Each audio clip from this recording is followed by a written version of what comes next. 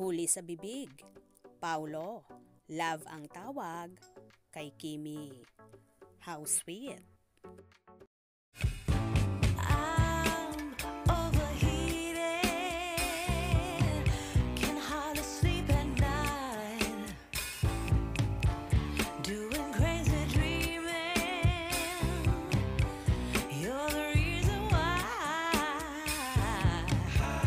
hiding by the baby. Sa naging watch party ng seryeng What's Wrong with Secretary Kim, kung saan dinumog ng kanilang mga supporters. Umaapaw kasi ang pakilig ng Kim Pao na sina Kim Chiu at Paolo Avellino sa kanilang mga tagahanga. Sabay-sabay kasi silang nanood ng 2 episodes ng naturang serye kasama ang ilang cast at ganun din ang kanilang mga supporters.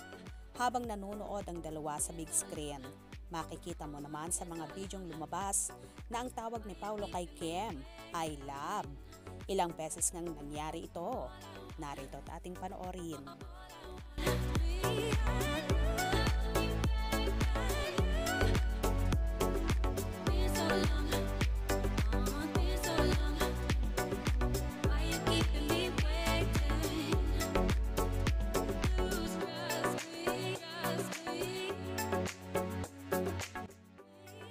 O diba, kahit walang sound ang video na yon, ay makikita naman sa bukang bibig ng aktor ang salitang love, kung saan sinabi niyang, gusto mo ba love? Nasundan niyo ba yung video? At kitang-kita na tinawag nga ni Paulo ng love si Chinita Princess.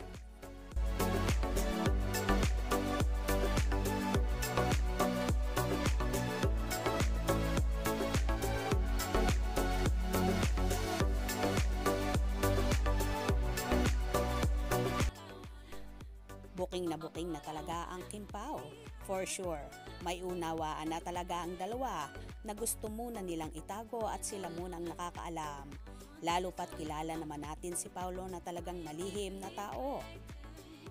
Kung kaya nga, si Janine Gutierrez ay wala silang inamin sa publiko na nagkaroon sila ng relasyon.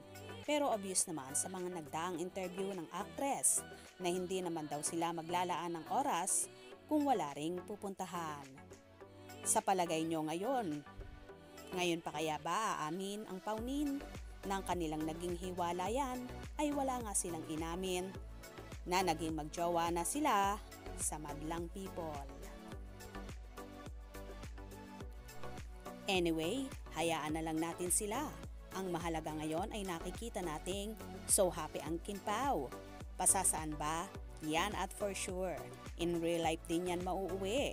Ang pagmamahala nila. Basta, abang-abang na lang tayo.